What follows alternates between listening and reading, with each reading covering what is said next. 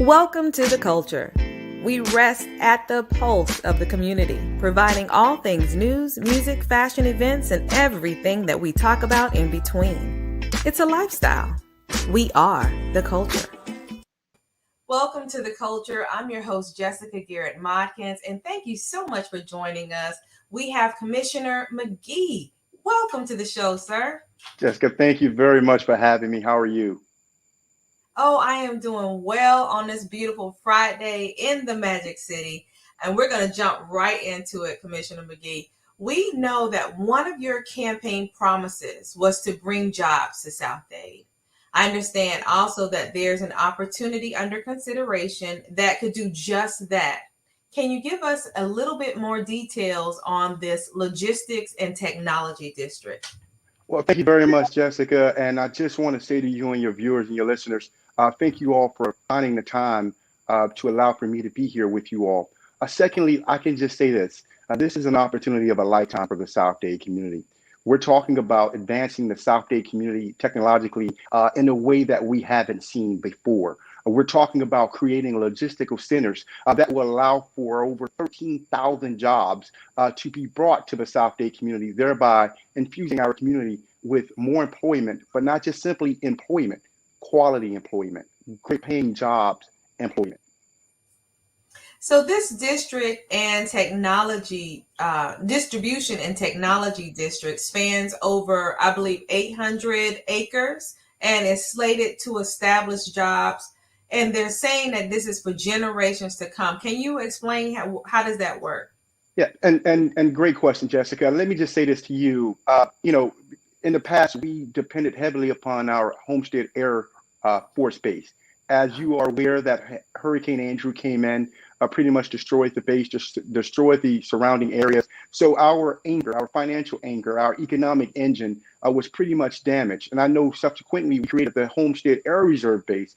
But as we're seeing right now, based upon reports, the Air Reserve Base has not returned to the good old days where it was an economic engine to provide for this community.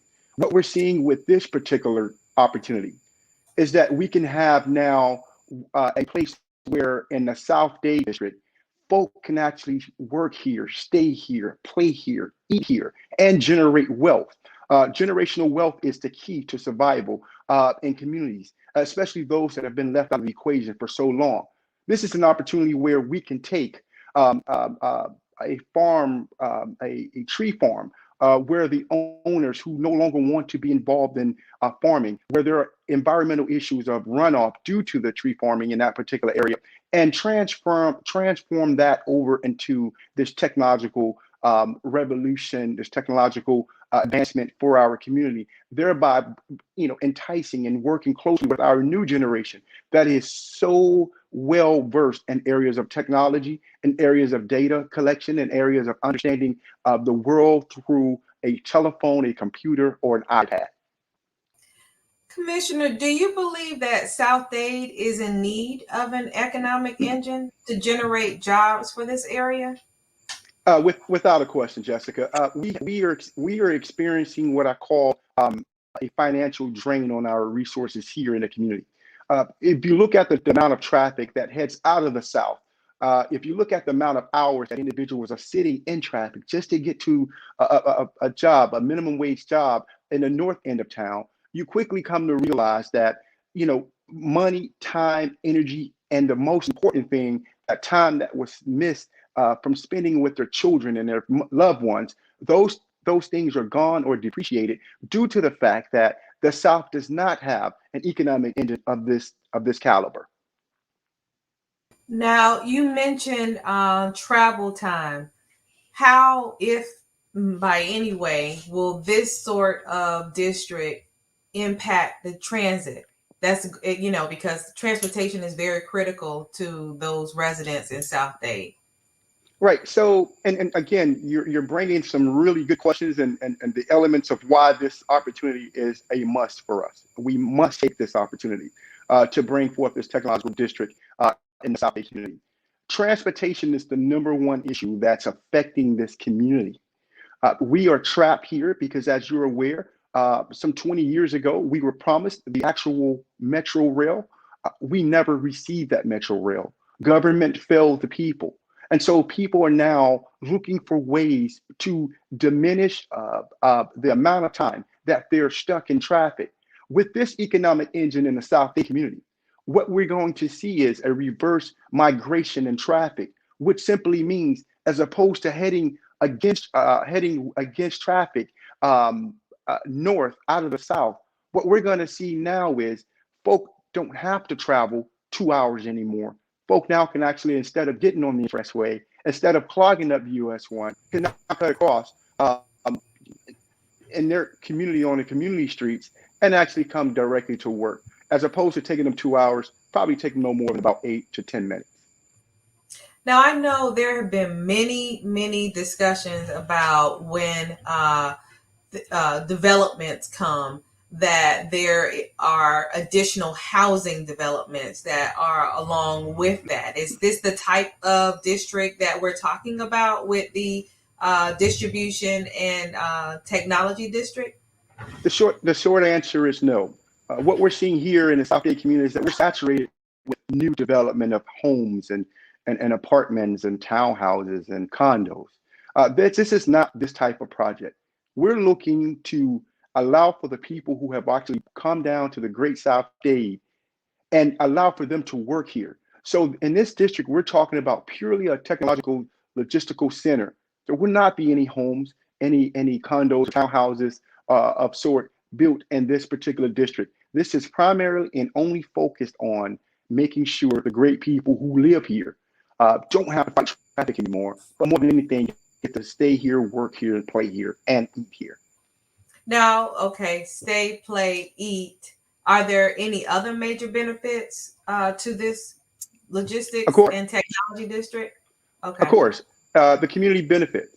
When we're talking about community benefits, we're talking about opportunities where local optimist clubs, local nonprofits, community-based organizations can now have an input onto exactly what they need and allow for this particular district to help offset many of those costs that so often prevent these nonprofits and these community-based organizations from realizing their true mission and their true goals. So that is another component. And one of the biggest component I am so excited about because of this district is that what it's going to do, it is going to allow for those of us who are environmentally friendly to finally address the issue of off-run of fertilizers and whatever the other chemicals that are used to maintain just this particular area that currently runs into our bay. So once we're able to control that and prevent those runoffs from going into our bay, I think we all win because we all are here to protect our environment. But more than anything, we're here to make sure we leave a future for our children. Awesome, awesome. I tell you, a future for our children is an excellent point. Jobs, creating generational wealth. I believe that that could also be a part of it. Can you speak a little bit about this economic impact as it relates to individuals? How can they benefit? Well, they will benefit without a question because everything is for the people, by the people, and of the people. That is the purest form of government. And that's where the government works the best when people are involved from the very beginning. What we have seen over the past weeks as it relates to this particular district is that the community council overwhelmingly, unanimously actually voted in favor of this particular district. The planning advisory board looked at this and voted 9-2 that this is going to benefit the people of South Dade in ways that it hasn't been done. We also know that we're looking at over $72 million in fees and impact fees and other fees and that will be generated because of this particular district. And in addition to that, now instead of the county collecting a little over $50,000 annually for this particular area and taxes, this logistical technology hub now will bring about, I think the last calculation dealt with about $6 million and new taxes for our coffers. And that will go directly to the great people in the South Dade area because of the community benefit agreements, because of the offsetting of the traffic that they're spending on the roads, and because of the time that they actually get back to spend with their families. And you know what else I'm hearing, Commissioner? We are saying a lot about South Dade, but I do believe that this will affect countywide. It has to, when you're looking at relieving traffic, providing quality of life for those people who are directly affected. It has to have some sort of effect countywide. What are your thoughts on that? Without a question. If we're able to relieve the amount of cars that are, you know, that are heading out of the south, uh, day in and day out to head up north, because that's where their employment is. If we were to subtract that from the equation, that time from the equation, those cars from the equation, what we do now is we have less stress on our infrastructure. And because we have less stress on our infrastructure, what that tells us is this, that that's less money that the county government would have to charge to the residents of Miami-Dade County in order to keep the infrastructure in place and keep it safe. So by relieving that type of stress from those infrastructures, I think we all win. And like you said, this is going to be a countywide impact because of something like that. Yes, yes. And Commissioner, before you leave us today, I would like to give you an opportunity to give us some closing thoughts on what is next. And thank you very much, Jessica, for this opportunity. And again, to your listeners and to your followers, let's be absolutely clear. This is an opportunity of a lifetime. We haven't seen anything like this in decades. This is an opportunity where we're going to be able to now look at this new technological district as something that belongs to all of us. Our children are growing in this area of technology. Logistically, this is something that can help with the cargo. This is something that can help with distribution. This is something that's going to benefit the South and benefit the county in ways we haven't seen. Whether it's going to be a tax benefit for us, whether it's going to be an economic benefit for us, or whether it's going to be an employment benefit for us. At the end of the day, this is going to be a benefit for us.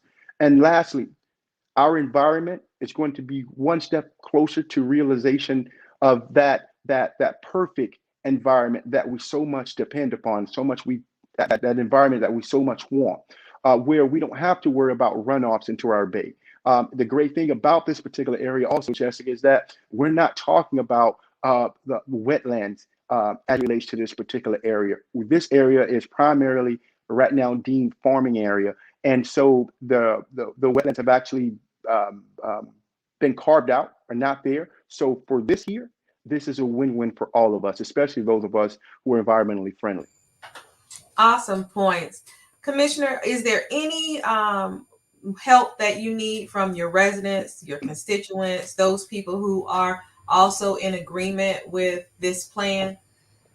Yes, and what they can do is, and they can actually reach out to all the county commissioners and tell them that they're in support of this opportunity to, number one, save our environment. Number two, to generate a technological center that will help our children advance more into the future, but also help bring South Dade and Miami-Dade County to that more perfect area of government, of finances, of economic, and of social status that we've been looking for day in and day out.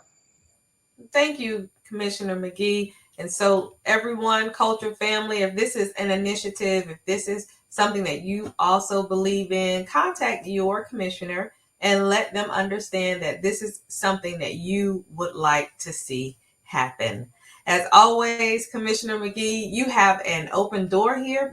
Please feel free to come by, stop by, and chat with the culture at any time. Thank you very much, Jessica, and thank you for all the work you do. Absolutely. And to all of you, thank you for joining us. And don't forget to join us tonight at 6 p.m. right here on YouTube Live and Facebook Live for another edition of My Two Cents. Grab a drink and set your clock for a good time. Thank you all so much for joining us. We appreciate you. The Culture is produced and owned by the Culture Media Group. It cannot be reproduced or broadcast without written consent. All rights reserved.